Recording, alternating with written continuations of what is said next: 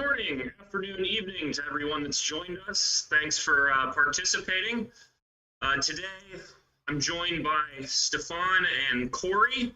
My name is Eric Spire. I'm the Director of Sales for Bluewater Books and Charts. We're going to discuss IMO 2021 cybersecurity compliance.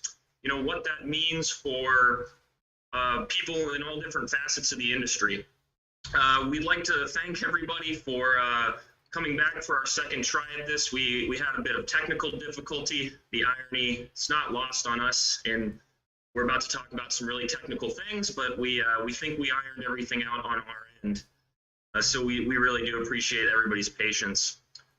This is a live stream, and we are going to be monitoring the live chat within YouTube and Facebook. So if you have questions, please let us know, and we'll do our best to answer them.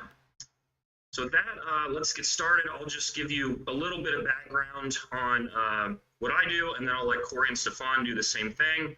As I said, I'm Eric Spire. I act as the Director of Sales for Bluewater Books and Charts here in Fort Lauderdale, Florida. We specialize in bridge navigation and compliance for vessels of all sizes, from providing paper pubs and charts to really more high-end professional equipment used to update ecdices and kind of keep vessels secure. We also act as the primary distributor of arms on the cyber side. So with that, I'm going to hand it over to Corey Ranslum of International Maritime Security Associates and let him tell you guys what he does. Hey, Eric, thanks. It's great to be joined by both you and Stefan today after our technical issues last week. But, you know, welcome to live video. Welcome to live television. We really appreciate everybody joining us from all around the world. Make sure, as Eric said in the chat, whether you're on YouTube or Facebook, you post any questions or comments. We are recording this, so we will be then putting this back out on our social media. So if you have friends and colleagues who couldn't join us today, there'll be a video post of this back out on social media pretty shortly. As Eric said, my name's Corey Ranslum. I'm the CEO here at International Maritime Security Associates. We are a global maritime security firm providing a number of security solutions to the maritime industry. We have cybersecurity solutions. As Eric mentioned, our ARM software platform is an award-winning platform that provides critical information to mariners at sea, wherever they are in the world. And we also have some regulatory compliance solutions for vessels and facilities. We have a ton of great experience here at the company and are able to help you guys when it comes to cyber, when it comes to getting critical information or regulatory compliance. So just appreciate being a part of this with Eric and Stefan today. Good morning, everybody. My name is Stefan Leipold with START. We do internet and cybersecurity and IT infrastructure design in Europe, in the United States, and in Asia since 1998. And START also implements the magnetic privacy screens for Apple and Microsoft devices to enhance privacy. Thanks for that from both of you guys. Sounds like we've got quite a qualified panel here. With that, I'll kind of start out with, you know, just a broad overview. Corey, if you could kind of give us an idea of what IMO 2021 really entails. I understand it's a pretty detailed set of instructions, but can you kind of give us just a top-down look on what that looks like moving forward? Sure. Thanks, Eric. So that's actually, you know, the reason why we're here today is to kind of walk people through these regulations from the IMO perspective, but also then working down to the individual countries and flag states. So with that, back in 2017, the International Maritime Organization passed Resolution MSC 428/98, which was the implementation of what we know as the IMO 2021 cybersecurity regulation. So it's pretty interesting. This is something that the IMO has been working on for a number of years, and as everybody or anybody who sees how the IMO operates knows that they do not move at a very rapid pace when it comes to regulations. But now we're at the point of implementation. So with that, the regulations are pushed forward by the IMO, and then that goes down to the flag states, and then from there to the individual countries, port state control. So there's a number of things that I know in the coming hour with this we're going to go over, but we wanted to start out by framing out the discussion with that. And really, the IMO 2021 takes a lot of what they've put together from the NIST standards. There's a number of standards if you look at the documents that are referenced, but they take a number of pieces from that NIST standard. And again, this is something throughout the next hour that we're going to go through. So as we do, like I said, if you guys have questions, make sure in the chat you push those questions forward to us. Thanks for that, Corey. I guess a good kind of place to start, especially from the vessel side, is to maybe hear from Stefan about, what are some of the really common vulnerabilities, some of the easier things to tackle, and really, what kind of stuff, could all boats look out for as something, that really affects everybody? So the most common things that we have seen is that client or non-client facing investments like server, firewall, they're actually considered not really necessary. You can have a very expensive vessel, but you have a $50 router to secure the entire boat. Or if the boat is inside in a marina, it connects to an insecure Wi-Fi, which everybody has access to, and you can intercept as an individual everybody's traffic. And you can even do worse and get to the systems of the boat if they're connected to the network as well. And interestingly, Corey, that you mentioned this, and their compliance not only in the marine industry, also if you run a hotel business, or if you're in HIPAA compliance and medical business, it says like critical systems have to have, let's say, a firewall. You have to auto lock the screen, and so there are certain requirements that needs to be met. And most of them actually go back, if you're an IT guy, to common sense that you don't get anybody access and encryptions, and these are the things that we actually missing in marinas right now. That's interesting. From my standpoint, I get on a lot of bridges and I see an awful lot of passwords written on Post-it notes stuck to computers. So that's also probably something that's pretty easy to do away with. So it sounds like you're really talking about threats from both sides, both internal and external. Is there a piece of that you feel boats should focus on more, or is it you need to kind of attack that problem from both sides? I think both sides are equally important. I think once the vessel is not in a marina, everything should be secured. And even if you are in a marina, either have your own portable hotspot that people actually can connect to, or if you are actually connected to the marina's Wi-Fi, the marina should also be safe. And if it is not safe, you might want to limit the way you use your business, or you want to encrypt and use a VPN before you do any kind of business. But you should make sure whatever you send out over anybody's network that it's not your own and not secure, that it's not sensitive. Sure, that makes sense.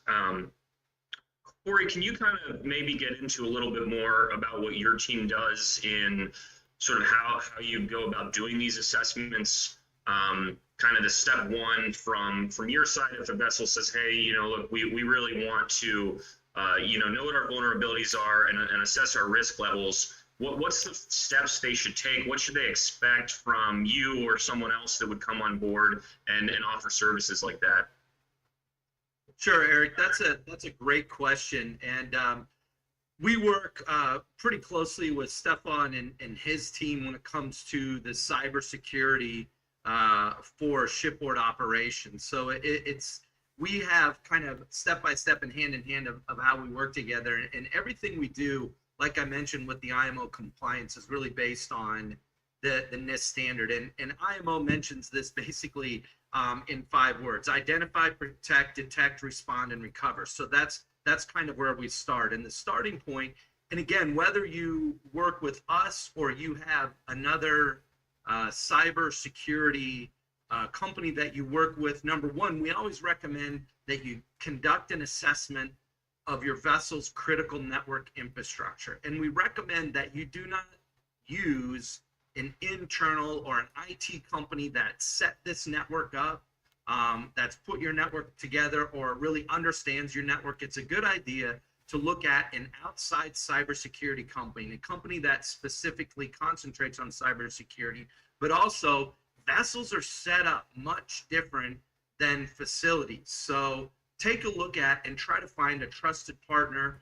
There's a number of great companies out there. Some of them we're partnered up with, some of them we're not, but a number of good companies out there around the world that can come on and pretty cost effectively provide you the assessment. And to us, that's really the first step, is to get an assessment of your shipboard network so you have an idea of where your vulnerabilities are. And the reason you want the outside company to come in and do that is they don't really have an idea of the intricacies of how the network is set up. So it's a really great idea to have that third party unbiased view. Once you do that, then work with the company to take a look at those vulnerabilities. And there's a lot of things, and from the work that we've done, once we do that assessment, that we like to then work hand in hand with the vessel's ETO and the vessel's IT provider, or if we're working with a maritime facility, with the facility's IT provider, to look at how you can close some of the gaps in those vulnerabilities. So we like to really try to look at working with the IT companies, the ETO, because we found that once the assessment is done, there's really a number of things that either the ETO or the IT company that you already have on retainer can take care of. Then once we get through some of that, there are some things we found with different clients, and Stefan can speak to this as well, that we look at then what are some of the things we need to do from the cyber perspective. How can we take a look at, how's the firewall configured? What configuration do you have on your network routers? And then again, be able to work with what's the setup on that and who has access to what and how you allow access to that. So there's a number of things we go through and try to do is to close those gaps and vulnerabilities. And then once that's done, our next recommendation is typically to have some type of real-time monitoring of your critical network systems or real-time monitoring of the firewall. And again, that's usually not difficult to do. It's typically not that expensive if you are working with a company that understands, the shipboard setup, so that you can then monitor to make sure everything stays updated. Make sure that if there's any critical threats or attempts on your network, that you're alerted by that and it's shut down. It's going to be interesting to see as this plays out how the major global insurance companies are going to be looking at these regulations and how vessels and facilities mitigate it. Right now, if you talk to, some of the major insurance brokers and underwriters, there's just not coverage that's really available to protect a vessel from cybersecurity related attacks. We have great relationships with a lot of those companies around the world and talk to those folks almost on a weekly basis to be able to put plans and programs together to help vessels. And that for us is really important. Sure, the regulation side is important, but what can we do to protect the vessel so that if your owner comes on board and needs to get involved with some critical work items, that he's not vulnerable to attack on the boat, that he's just as secure and many times hopefully more secure than he would be on land. And one of the things that I forgot to mention at the beginning, Eric, was as part of this whole IMO 2021, one of the things that they want vessels to do is once you get through this assessment, look at the vulnerabilities, they want you then to take this information to put how are you dealing with cybersecurity threats and vulnerabilities into your overall safety management system, which is part of your ISM plan. So if you're a vessel that has a full ISM plan, or you have an ISM plan that is that you're doing voluntarily with your flag state by your first inspection of after January 1st of 2021, you'll need to have cybersecurity as part of that. So I just wanted to mention that that's kind of the big piece of the IMO 2021, the 42898 is that you need to have cyber as part of that. But it, like I said, it always starts with that assessment. I think that's a really good point that I just want to re-highlight that you just said, Corey, because it's something I've heard is maybe a bit of a misconception in the industry, but even voluntary ISM vessels, if they have ISM, are subject to these regulations. That's a really important point to know, because I know, at least, from our side, we deal with a lot of privately operated vessels, and they're not necessarily thinking that they have to follow the same standards as the commercial vessels. I wanted to kind of follow up here because I hear a lot from both of you guys about sort of the internal side of the vessel and then the facility side. And, from my understanding, vessels, super yachts, or even commercial boats they have a limited amount of facilities they can go to. There's just a limited amount of infrastructure in the world that can handle vessels that size. So to some extent, they don't have any control over the facility aspect. Is it enough for them if they really do, their full diligence to secure the onboard network? Can they feel safe in any facility worldwide? And if not, is there something that the facilities can provide to let them know, here's what we've done from our end? So I'll take the first part of that question, because I think it's a great question. I'm not going to speak of any facility specifically, but the majority of the facilities that I've seen, and I know Stefan has interesting stories on this as well. The majority of the facilities I've seen are not secure when it comes to specifically to the large yacht operations. I've been to a number of facilities.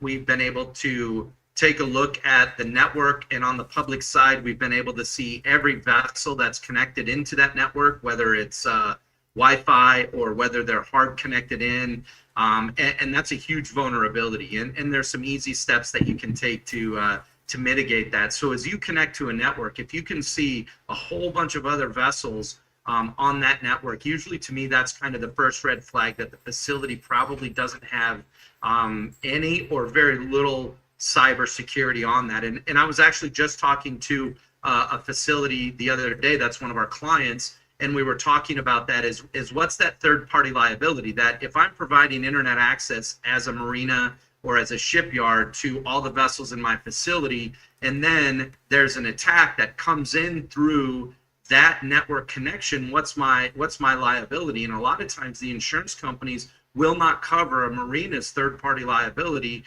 if they don't have some of the basic protections in place, or that coverage could be completely exempted in certain forms. So you want to make sure, and it's always a great question, as you pointed out, Eric, to ask the facility what kind of cybersecurity protections do they have in place on the network. And just like everything else, when you look at a facility, what kind of fencing does the facility have? Lighting? Do they have CCTV cameras? Is it access controlled? Are there security guards? And along with all the physical stuff, you want to ask, hey, what's your cybersecurity protection in place? How are you protecting my vessel? Because vessels go to great lengths, especially private yachts, to protect that asset, to protect people from boarding. But if you're not doing the basic protection from a cybersecurity perspective, it's just like opening the door and letting anybody on board. So that's always a big question, and don't hesitate to to ask the facility what type of protection they have in place. All right, I'd like to pick up on a couple of points you made. And when companies say, yeah, we have an IT guy, the difference between a cybersecurity company and an IT guy is actually, if you put it in layman terms, you hire the IT guy to set up your infrastructure and make it safe. Cybersecurity, a hacker philosophy is only if you understand the system to its full, it can be manipulated. So the hacker basically comes in, tries to break your system and finds the vulnerabilities. It can be outdated firmware or anything. And when it comes to marina, a few months ago, a marina was actually hacked and had a security breach. And to our surprise, I made an assessment of the marina, and that had changed nothing. So once we were actually getting access to the network, we could see printers, office computers, vessels, everything was on one network. And the biggest misunderstanding is when a company says, oh, we have a cybersecurity insurance, that actually means what? Because does it cover your cost to recover your data? Does it cover the ransom? Or even worse, does it cover liability because you lost your client's information and the client has financial loss and files a lawsuit? So that's one important part that you have to look into if you get a cybersecurity company. And I think it should be enforced that the marinas and the vessels have to have the same security and have to educate their staff, because staff changes. So you have to repeatedly educate people and follow guidelines and policies, and you have to have a camera system. You have to have access to the building that is secured. You need to know when, who, what is happening. And an important part is also, I have seen vessels where, yes, they had a firewall, it was just not connected. So they literally bypassed everything with the $50 router. And even worse, the navigation system computer, which is running on Windows 7, which is an end-of-life system, so there's no more patches for vulnerabilities, should not be on any network for security reasons. And while we were actually on the bridge, somebody connected with TeamViewer to this computer, and it should not be that way at all. So there could be huge harm done to the vessel and the entire infrastructure. Thanks, Stefan. This is probably a good time to ask one of our viewer questions is, really how common are these attacks on vessels? How often do you guys see them? I mean, I know from our standpoint, the industry being what it is, they're not always reported. But can you kind of give us an overview of how big of a risk this really is? There's obviously nobody saying from the big guys I got hacked. If you compare to big corporations, right?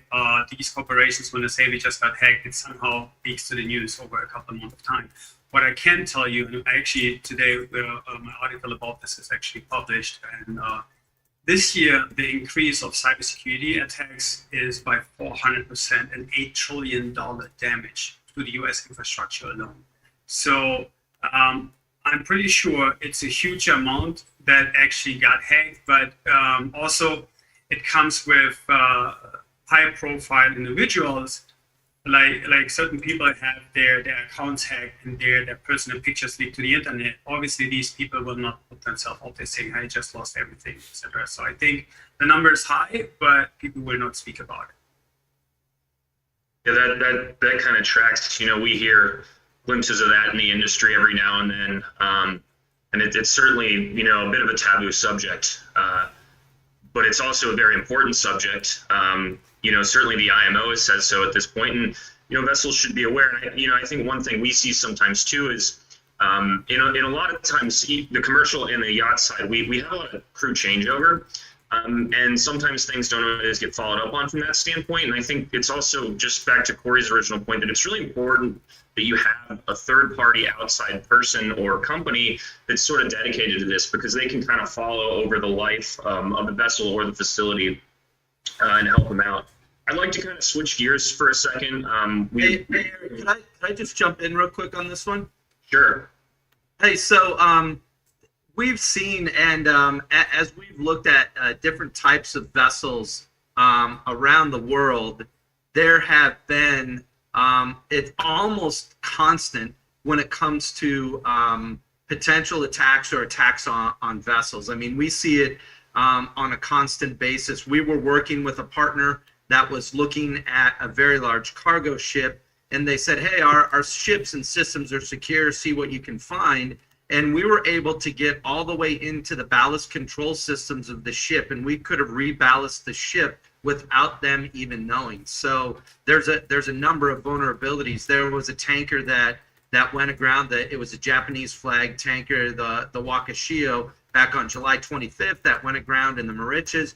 There's a number of people in the maritime industry now that believe that was actually due to some type of a cyber attack. There's not a lot of evidence you can find of that right now, but they were way off course when they ran hard aground. The ship broke up 4,000 metric tons of oil into the ocean, so a huge environmental disaster. So there are attacks on vessels that are more frequent. Most cybersecurity experts believe just in the last year alone that attacks on the maritime industry, vessels, and maritime infrastructure has gone up over 900%. And these are state and non-state actors. And right now there's very few companies or organizations across the spectrum in the maritime industry that I know of who have not been subject to some sort of cyber attack or attempted cyber attack. So this is the new frontier of attacks, because you don't have to go to a faraway place. You can do this from,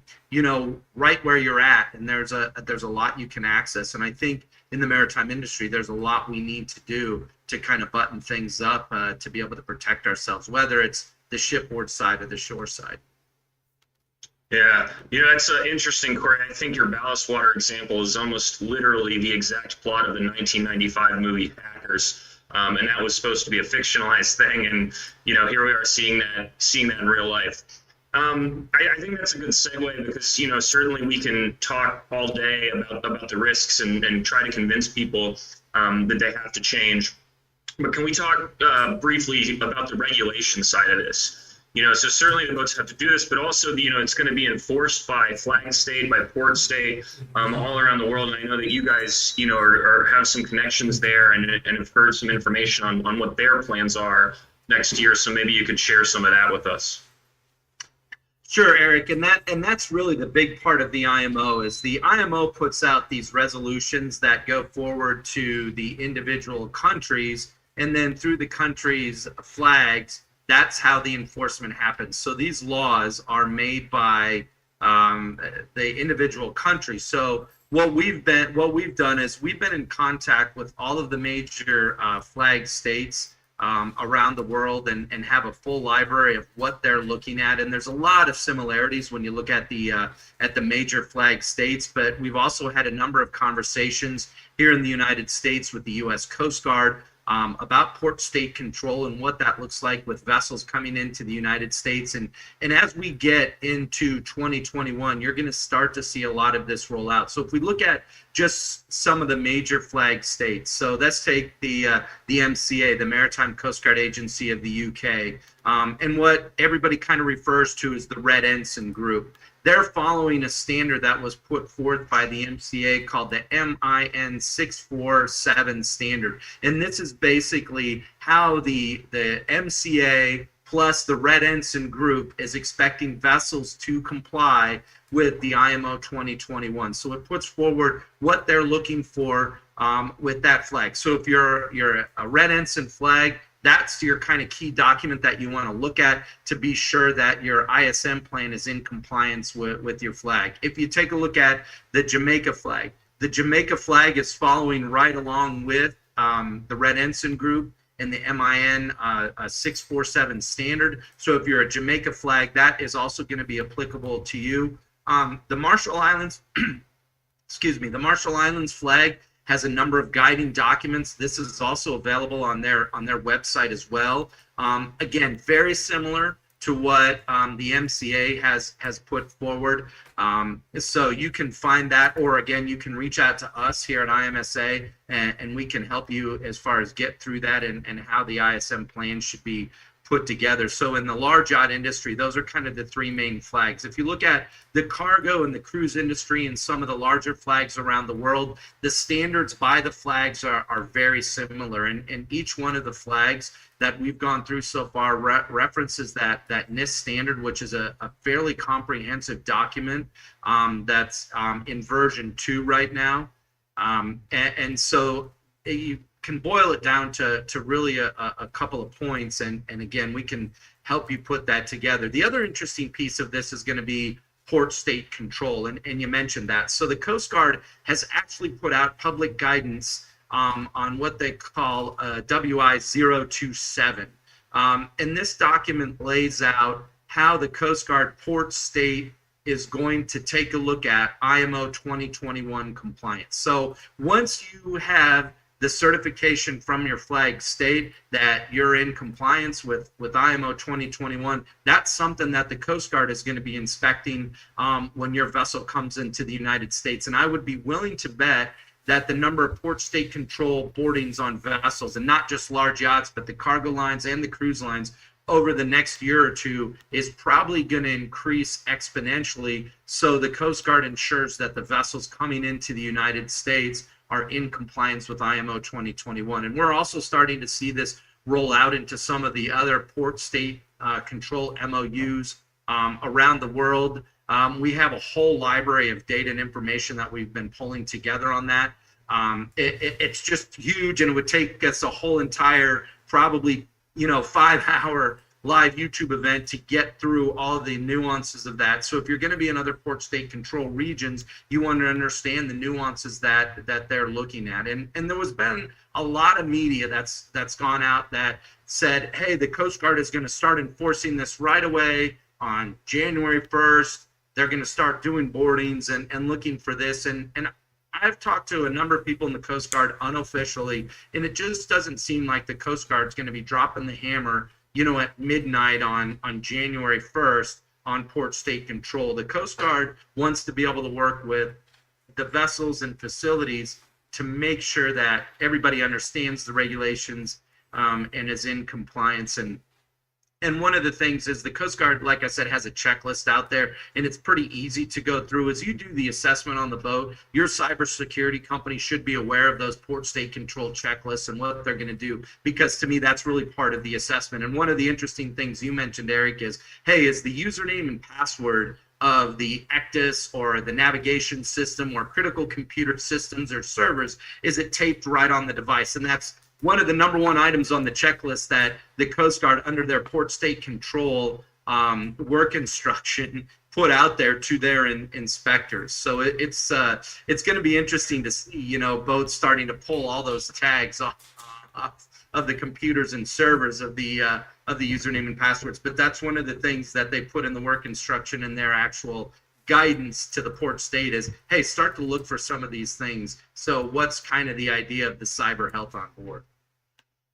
So it's, you know, you've used a lot of words and specific references to documents, which reminds me of, you know, maybe legal precedents and stuff like that. And, you know, for me as a layman, I have a background in programming to some extent, but, you know, some of this is still over my head. But, you know, obviously you need professionals involved to kind of distill this information for you. But I'm wondering, Stefan, if you can kind of give us a general overview of these NIST standards, maybe in layman's terms, so at least vessels can understand, you know, when you go on board, or the facility when you go on board, what you're really trying to implement. Because, you know, from what I've heard, and, you know, what people say is, well, what are these actual concrete things you're doing? Yeah, okay, so you install a firewall, but, you know, how's the standard for that made? And yeah, can you kind of drill down into that a little bit so maybe we can understand better? Okay, so it's supposed to as an extreme echo. It's supposed to be more, if you look at compliance, there's a checklist. Let's say you have 20 different steps.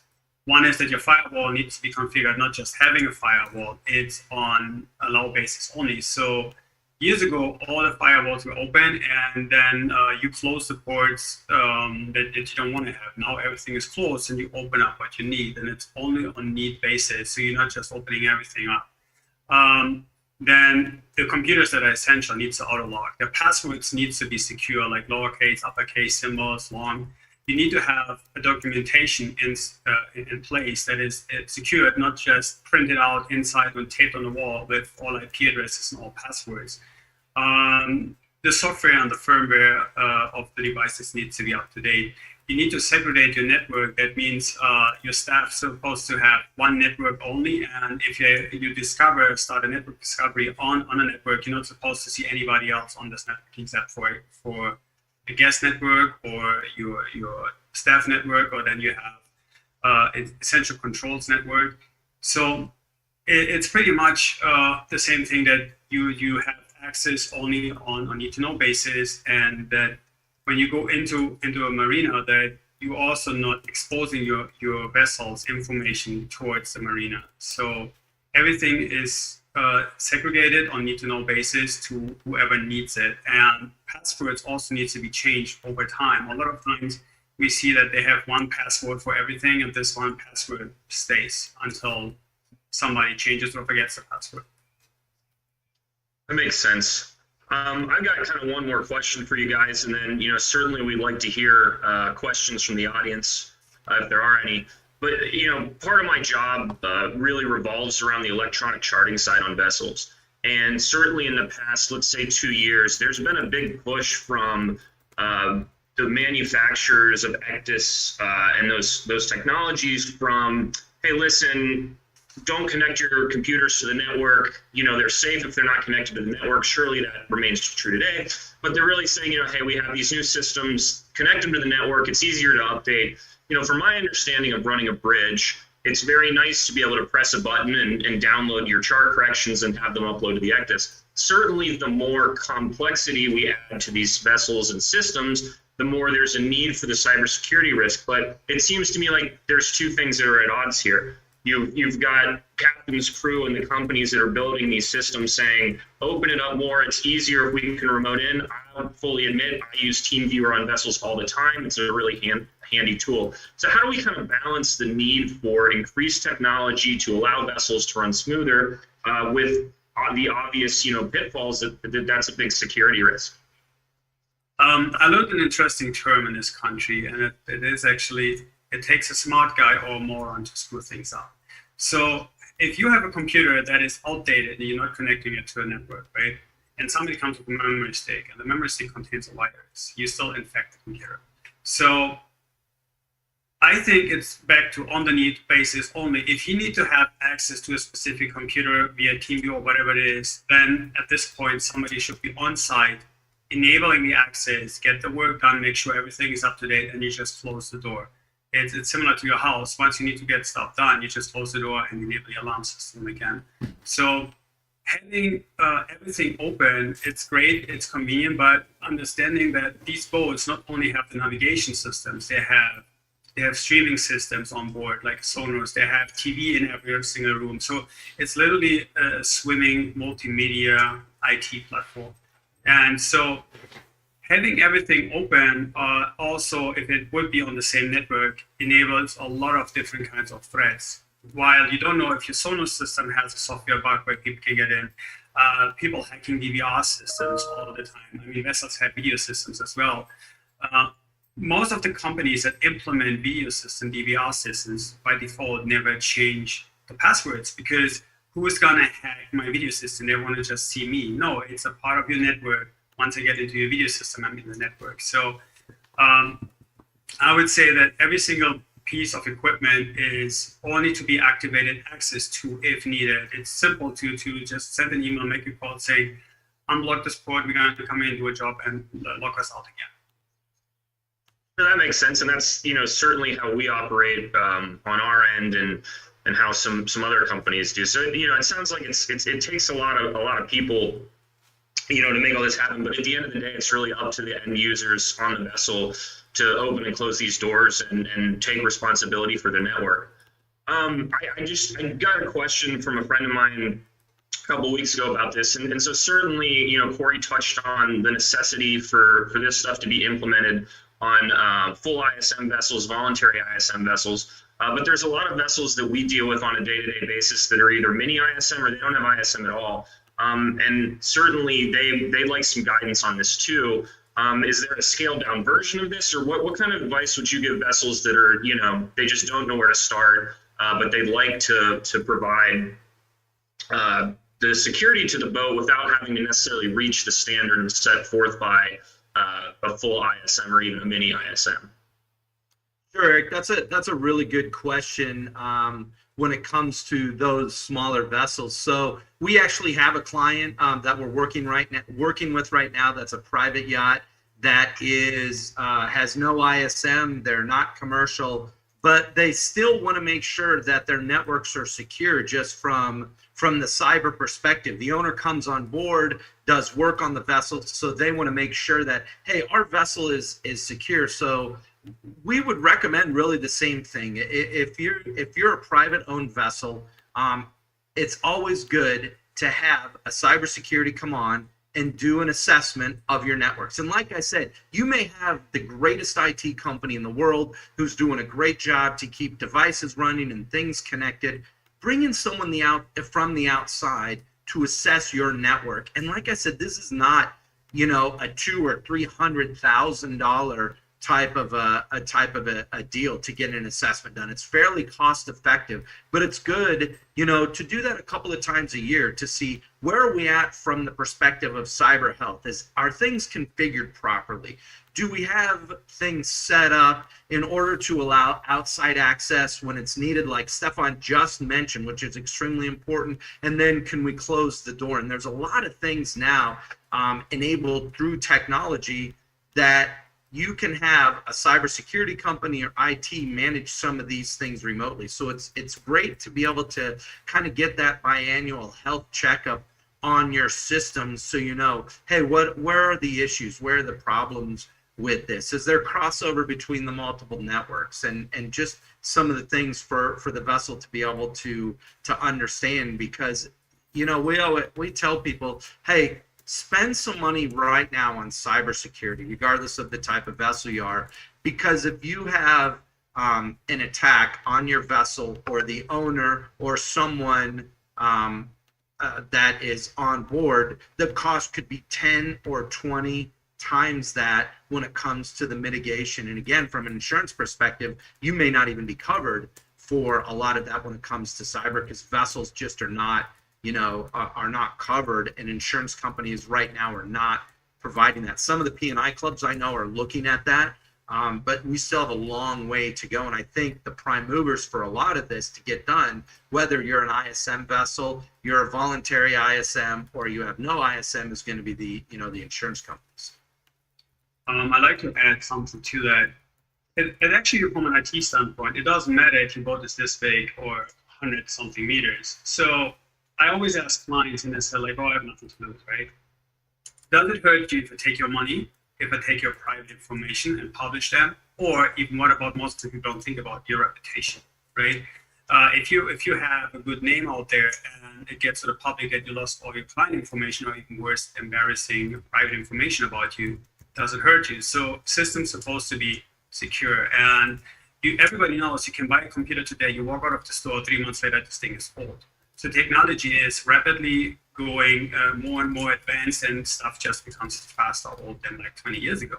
So you have to keep updating and keep staying secure. It doesn't matter which size of the vessel you have, because the technology that's being attacked is the same.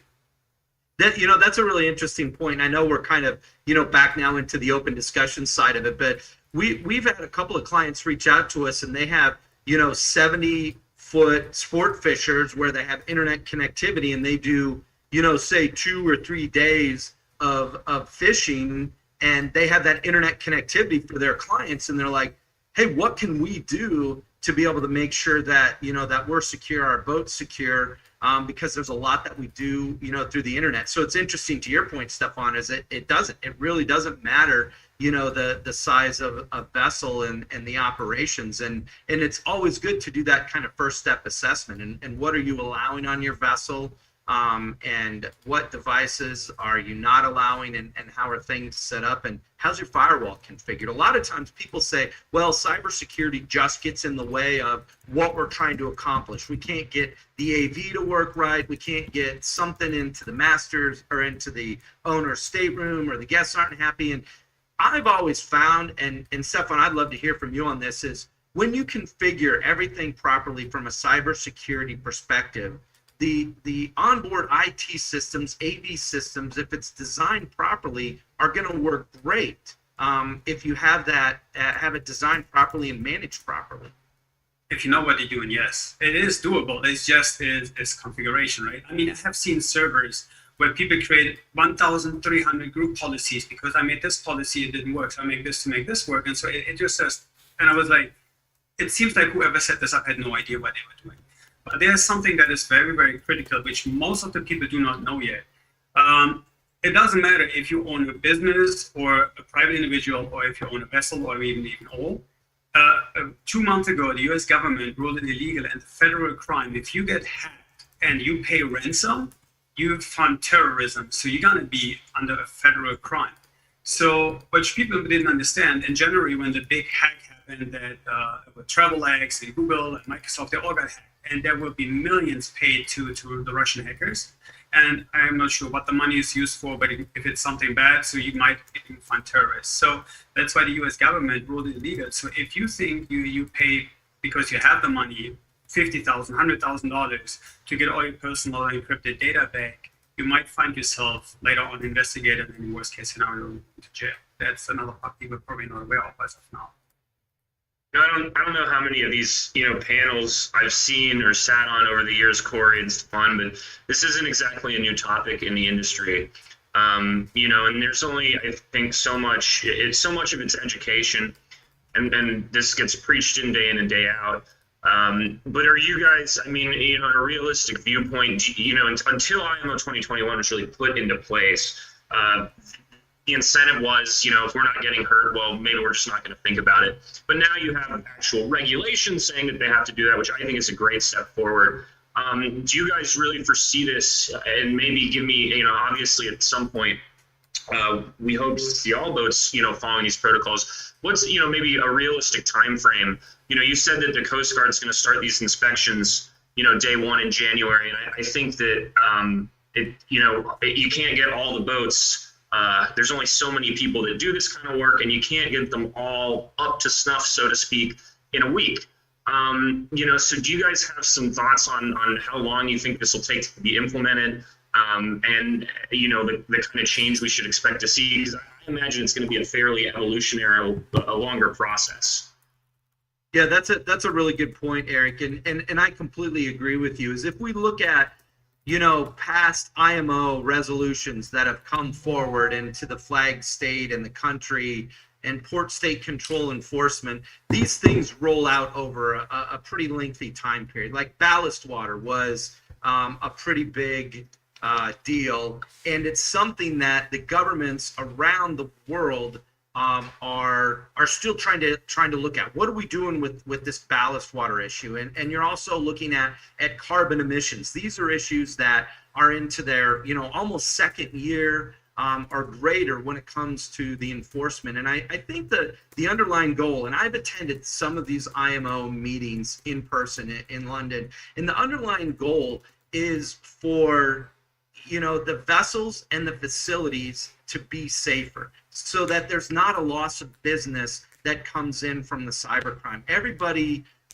recognizes that the biggest vulnerability right now is the cyber piece, and that's the hole to be able to close. And I just think from a good operational standpoint, vessels need to really do that assessment and look at a company that's a cybersecurity company, not an IT company, but a cybersecurity company that understands that the maritime side of it. And I think this is going to roll out over time, because the other piece here is how, when a port state control officer comes on board, whether it's the Coast Guard or it's someone in the Paris MOU or one of the other jurisdictional port state control MOUs around the world, how do they realistically assess your network?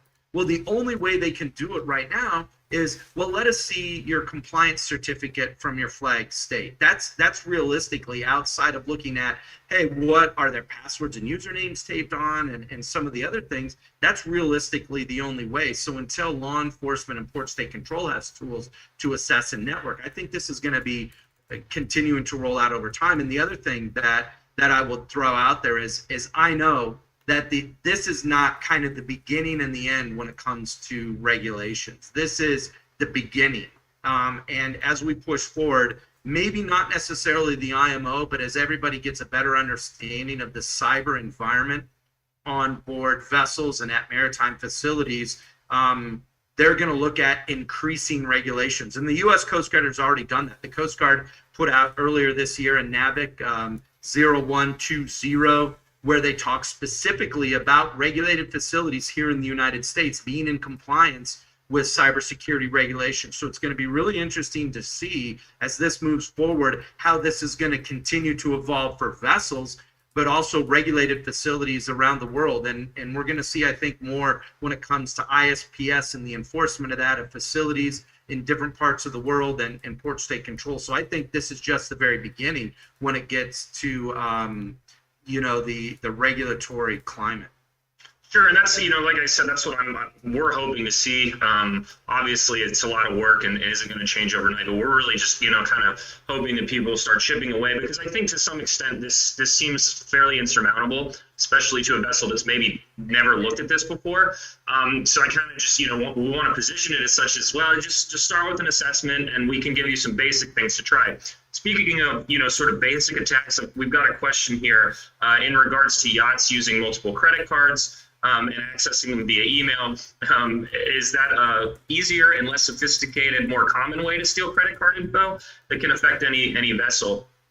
And, certainly I can weigh in there a little bit, and that we see that. That's something that happens. Certainly, at the end of the day, we want to just get things done quickly. There's often a time issue with weather windows and wanting to get off the dock and trying to get everything done at the end of the day. So, the last, thought is, oh, well, let's just pay and get out of town. So we do see that sometimes. But Corey and Stefan, do you have thoughts on that? So yes, and I also want to add something that you said earlier, Corey. So most of the time, emails can be intercepted if they're not encrypted, etc. And I have seen people sending password protected documents with a credit card in there and send the password in the same email. So it is very common that you should not send any information that are sensitive without any protection in plain text or pictures of it out. When it comes to the enforcement of the regulations, I wanted to compare this to when HIPAA compliance changed in New York. I don't know how many individuals are in Manhattan owning a business, but once it changed, there were like 100,000 businesses charged with violations. So the question is, do you want to be one of the 100,000? You know, how many they enforce doesn't matter. Do you want to be one of them that got enforced and get the punishment? But yeah, so I would not send any information anywhere if I wouldn't show it to a random stranger on a bus. That's what I tell people all the time. If it is sensitive for you, it doesn't matter what it is, put in a document, protect the document, and even if you send a phone call out, a text message on a separate kind of communication, so it's not all in the same boat in this case. Yeah, I was going to ask, because I just wanted to follow up real quick there, Corey, was, that's something we often do is if we're in an email exchange back and forth, just say, hey, call us, this is our number, don't pick up if we call you, you call us, which I think has always kind of been the standard of to make sure you're not getting a phishing attack. So you guys do agree that, the credit cards over the phone aren't the worst thing in the world. I know here, once they're rang out, they're shredded and we never see them again. But we do run into issues because vessels, they want us to keep them on file, so we don't have to do that back and forth. Right. There's secure ways to do that too, Eric. To be absolutely obviously keep that data on file. One of the things that we notice, and this happens quite a bit, is the man-in-the-middle attack. It's happened on boats and it's happened on facilities where we've seen someone intercept that email communication, take over as one of the parties, and then go about, okay, we're doing this for you, we're doing that for you. Okay, well, we're ready to pay the invoice, and then the person who's basically taken the identity will go and say, okay, well, you know what, our banking information has changed. If you could send the wire payment or ACH to this bank info, that would be great. When you see that should be an immediate red flag. I've been involved in a number of companies. I've owned a number of my own businesses, and I know one thing that does not change very often is our banking information. So if you've been dealing with someone, say like Bluewater Books and Charts, and all of a sudden you get an email that says, hey, our banking information has changed, pick up the phone, take the 30 seconds to give Bluewater a call and say, listen, we're getting ready to pay this invoice. We just got an email that your banking information has changed. Is that correct? And it could be, yep, our banking information has, and that's a great confirmation. But 90% of the time you're going to find when someone says the banking information has changed or wire it to this and you don't call, it's most likely a man-in-the-middle attack. And I've seen millions of dollars lost in the large yacht industry just on its own with man-in-the-middle attacks, and that is completely not recoverable.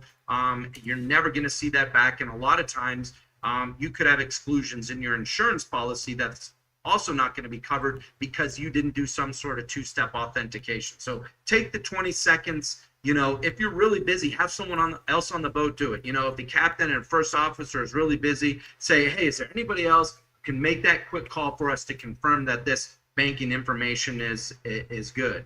And I also recommend that with companies. If you're doing B2B with another company and they, shoot you an email and say, oh, well, our banking information has changed, take the 30 seconds to give them a call and just to confirm that.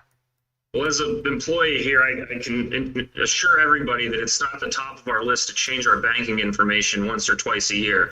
That's a bit of a pain, and we don't do it. I can't imagine a lot of companies do that often. I'm going to give Corey, you and Stefan, if there's any kind of closing remarks you guys would like to give or anything else you'd like to add, that would be a great time to do that. Yeah, I would say when it's IT, right? Ask questions. The number one thing when people ask me, like, what should I do? Ask. Do your research who you work with. Like, a lot of people find a cheap guy that I got from Craigslist, and you don't even know if the guy has any reputation. I mean, we are advisors. I'm not coming to your house to take away a cigarette. I'm not your doctor, right? If something is unhealthy, you have to be responsible. So do your research about the person and the reputation, and then have paperwork signed. Have agreements, NDAs, and at the end of the day, when the job is done, ask for a documentation that if the person leaves the country, gets hit by a bus, whatever, that the next person knows exactly what has been done. Get a network documentation about everything and keep it confidential. It's great advice. Corey, anything you'd like to add? I would wholeheartedly agree with Stefan. Is number one, ask questions. When you go to a shipyard, when you go to that marina, when you ask, your normal security questions, or even before you get there, add cybersecurity to that list. What kind of cybersecurity do you have on your network? Am I going to be able to get on your network and see everybody else who's on that network? And make sure you understand the type of vulnerabilities that you have on board, even if you're connected into an unsecured network. Through good cybersecurity health and through that assessment, you can understand where your vulnerabilities are, patch those up. So even if there's a problem with the internet connection, the inbound may not be as secure, you can make sure that once it hits your boat and everything past that is going to be secure. And for us, it always starts with the assessment. Assess and do a realistic assessment. Assess what are the true vulnerabilities and what are those critical items and those big items that we need to take care of. And if you do that and have the system configured properly, it's going to work much better for you, for your owner, for your guests, and however your operations go. Yeah, no, that all makes sense. And speaking of questions, some magical wizard behind the curtain, I think, has put our contact information above and below our heads. So if you do have more questions, please feel free to email us. And if one of us doesn't know the answer, we can probably find someone who does. I know we've given a lot of information out today, and we really hope that we've kind of just given a broad overview of what the IMO 2021 compliance on cybersecurity looks like. We hope that we've given you some thoughts about what you might do from whatever portion of the industry to secure your side of the operation, and some things that you need to ask the other people, because we're all participating in this big sandbox they call the internet together, and it seems though we all have our own responsibilities. And yeah, ask questions. So please feel free to reach out to us. We really appreciate everybody's time and patience with our slow start to the last seminar. So thank you guys so much for joining us. Please reach out. We'd love to hear from you.